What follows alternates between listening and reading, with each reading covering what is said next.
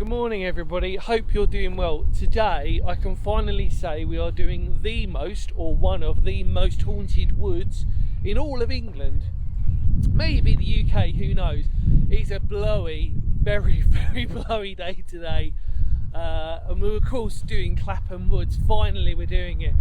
I tell you what, if you wanted an atmosphere to actually enter into the woods, this is pretty much perfect. Autumn is here. This is obviously going to be part of a Halloween special video that I'm doing for you all. What we're going to do is, what I'll say is, please enjoy the brief history of the paranormal sort of stuff that involves Clapham Woods. And then what we're going to do is we're going to go in, we're going to have a talk about it, and we're going to just explore it for ourselves. So let's do it. Come on.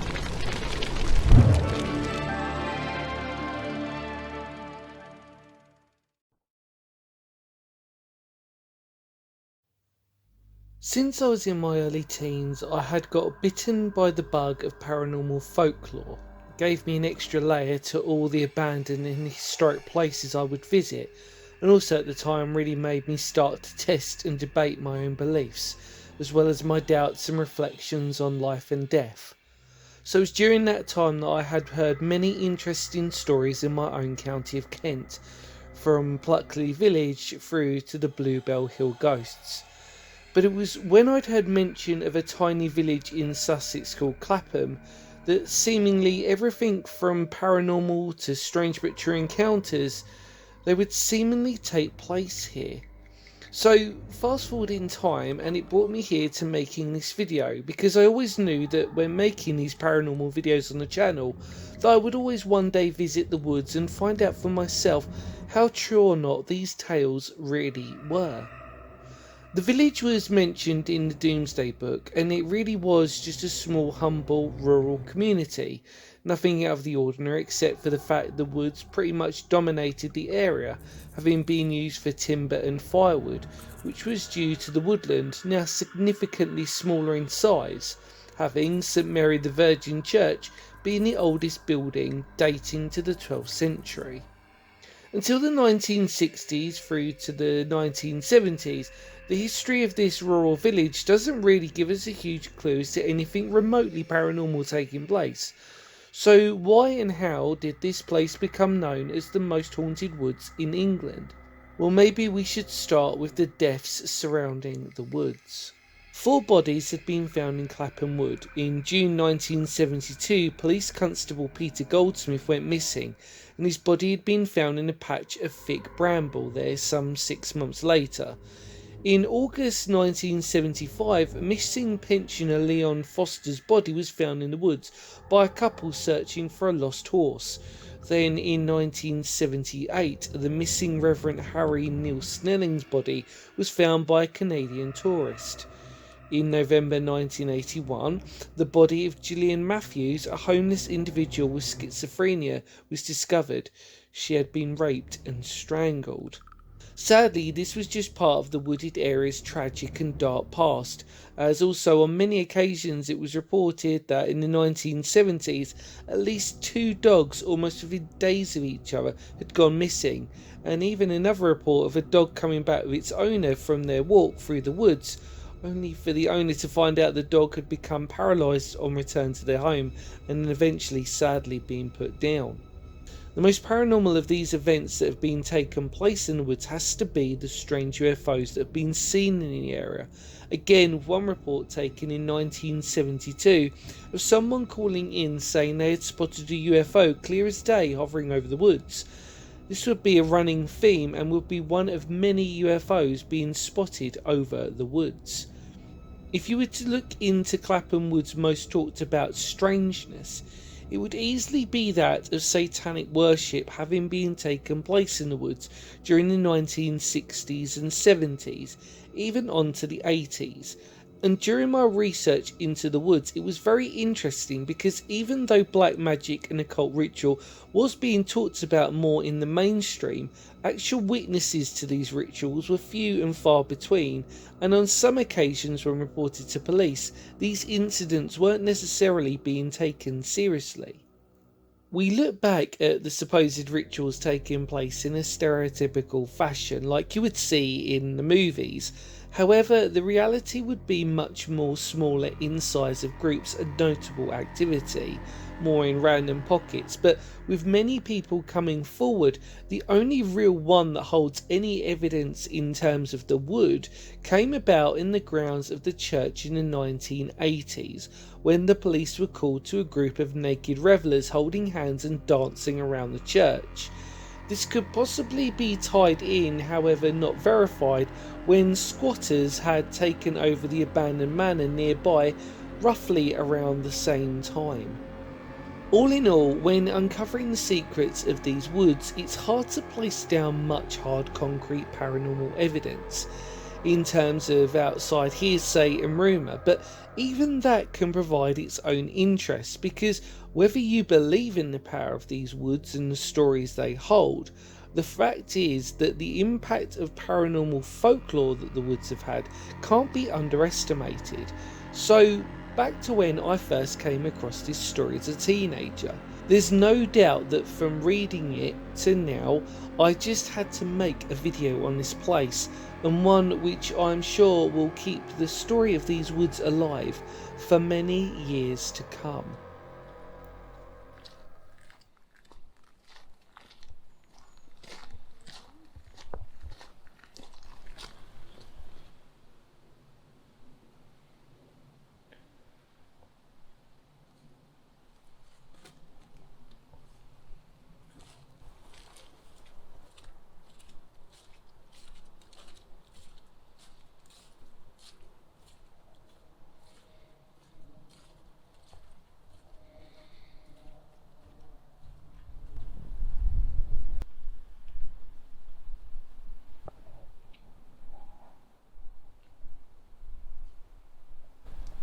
Hello everybody, we're back. I'm in Clapham Woods.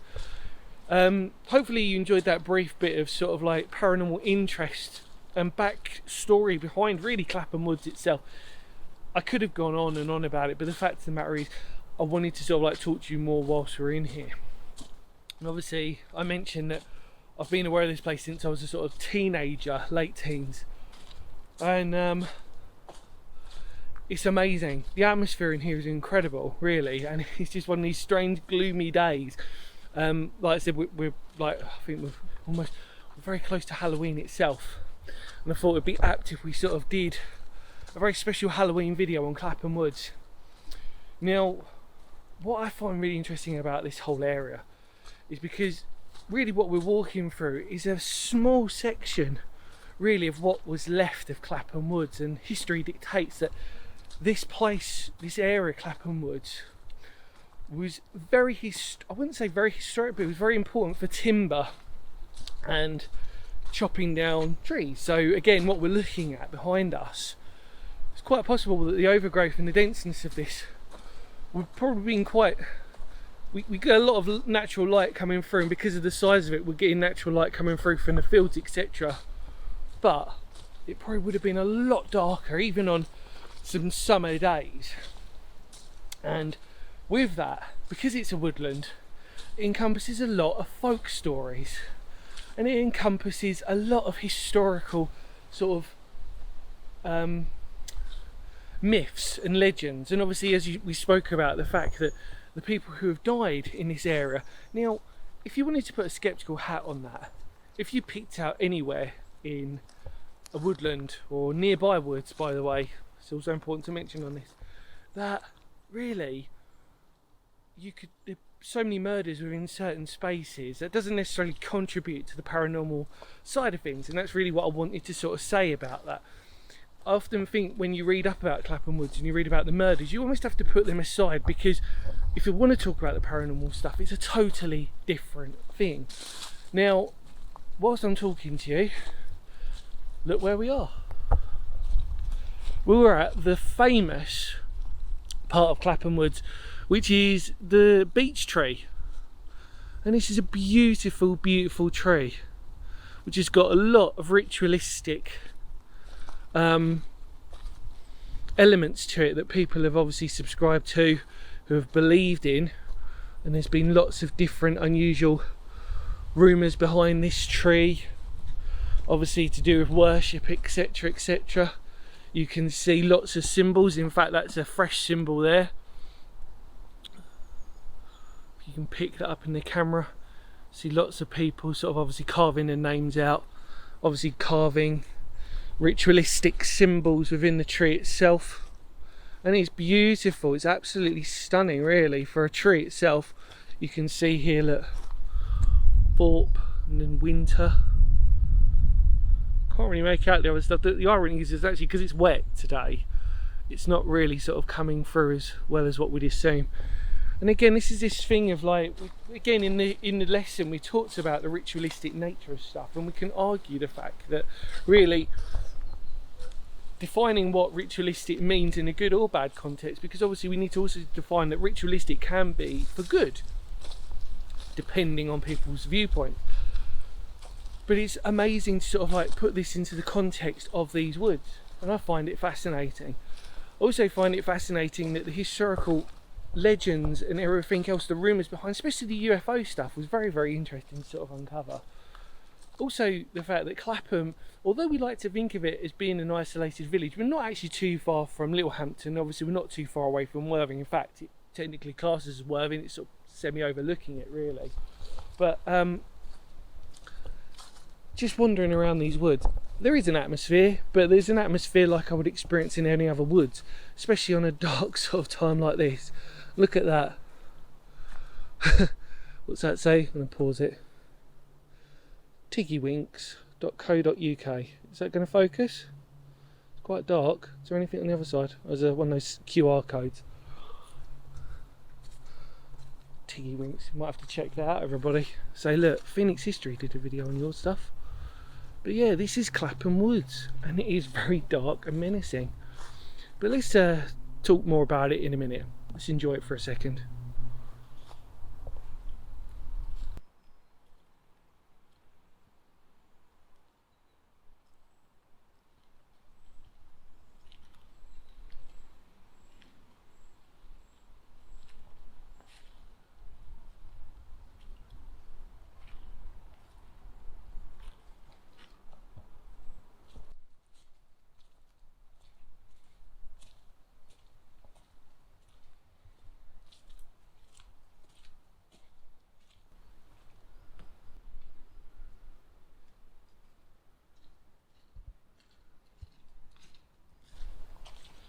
So obviously, walking through these woods on a day like today, it really just adds to the atmosphere of everything. Now, what I wanted to sort of say about all this, because really it's quite sort of, I know I've probably been talking about a lot of this really already, but really, I'm not suggesting that this place isn't paranormal. I'm really not suggesting that. But what I'm trying to look at, which is probably what you always surmise with the paranormal stuff that I do on these videos, is the folklore and where the rumours sometimes spread from or come from. And we have to obviously look at the fact that this is an ancient woodland.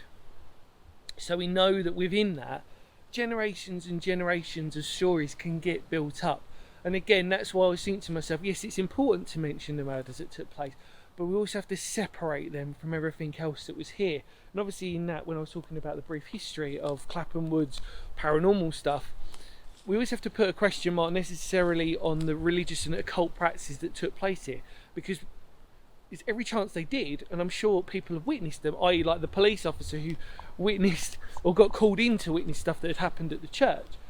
But what we also have to take into account is these are woodlands, and we can't necessarily tie down Clapham Woods to it being specific or generic to these woods, because as we've seen on other videos, and as some of you are probably aware, woodlands like this are perfect for occult ritual or practices to take place because of their location, and because this is literally, like I said before, even though we're close to Worthing, close to Littlehampton, in an area like this, when you're here, yes, you are in the middle of nowhere, and you can imagine on a dark night something eerie taking place or encountering something that would happen.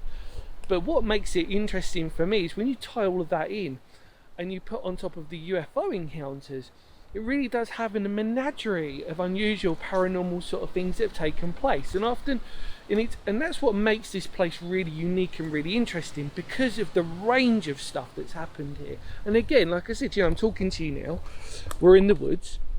It's really not hard to imagine you know, you seeing something, witnessing something, hearing strange noises. I know again that many people have done videos on the paranormal stuff of this, and even some people I can't remember, I think they've camped out here, which is absolutely fine, because really it's a beautiful woodland. It's nice. It is absolutely perfect to do that. But I suppose really what I'm trying to encapsulate with this, Clapham Woods is a great case study on, when you visit here, your intentions.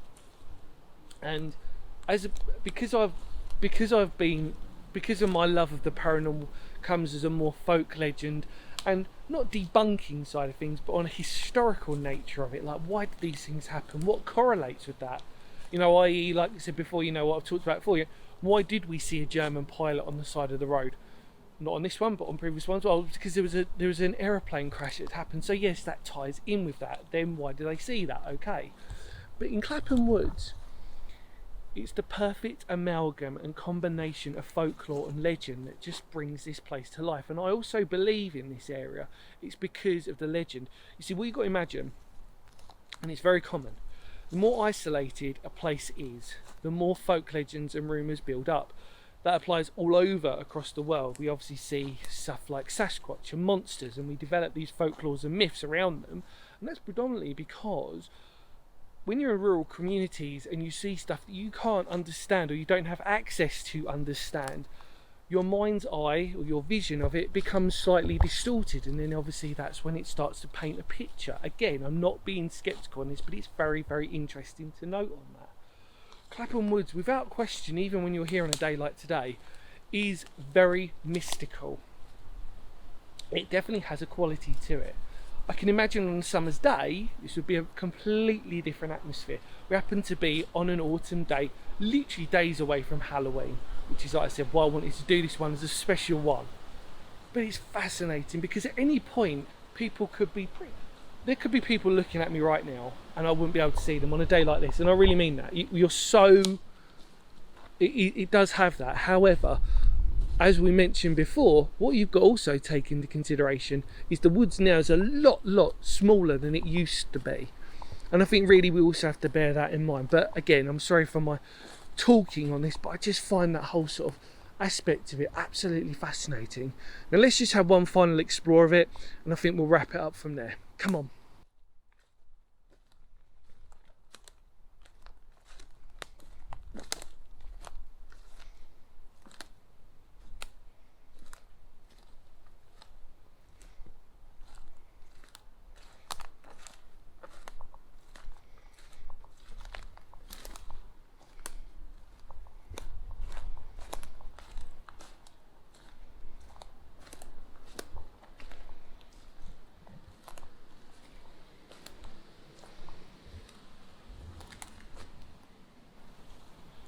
So, I wanted to talk one final real thing about this, and saying I don't really openly talk about most of the time about my sort of, we talk about me being spiritual, you've probably seen it on a few videos before.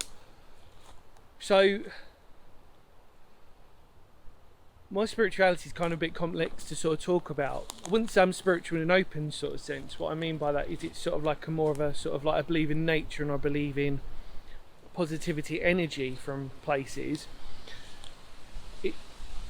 My origins, if I look back at it, and things that I relate to, are partially pagan in their beliefs, but they are my own singular sort of like views and cultural sort of like roots, really, of how I perceive stuff, how I look at life.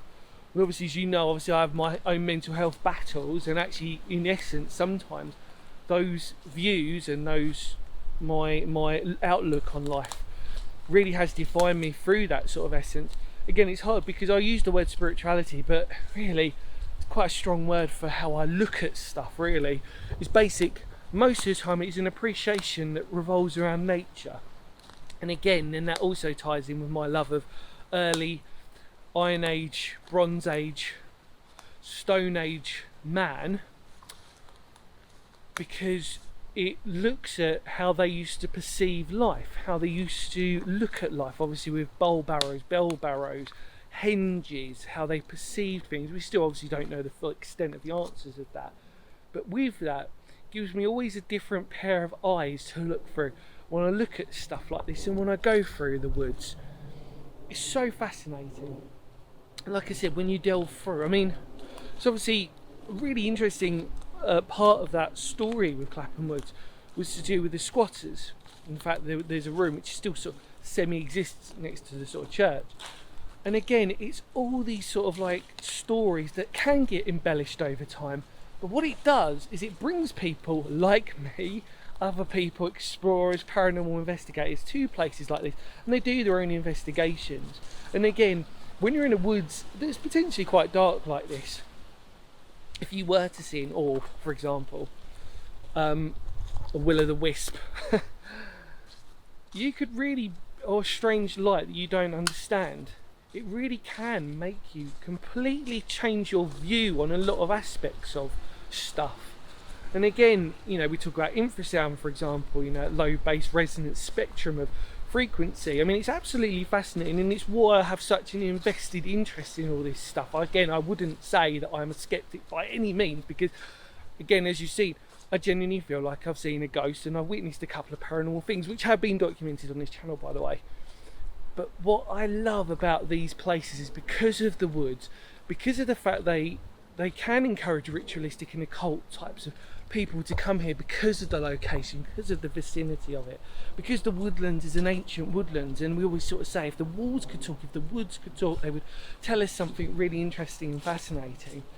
Either way, for me, Clapham Woods is a fascinating case study, and I will say that, in people's belief systems, stories of folklore, stories taken through generations, a multitude of different paranormal events that for most people genuinely seem real to them and they can't explain it. For me, they will probably never be explained fully, but sometimes we have to separate those and put them into their own unique categories. But when you're here at Clapham Woods, there is without doubt a beautiful and strange energy that is surrounding this whole woodland. But once you see it through different eyes and you see it through different perspectives, it really can change your mindset and your beliefs. And it's why in a video like this, I really encourage you, just if you wanted to go for a walk, to come down here for yourselves. And I really mean that. Absolutely brilliant. In immortal words of Phoenix history, thank you so much for coming along with me and just exploring this wonderful and strange mystical woodland. Take care, everybody, and I really hope you enjoyed that video. Feel free to spread the word of the channel. Feel free to discuss my many viewpoints amongst yourselves, and I'll of course see y'all very soon. I think you know the drill by now. Kapow.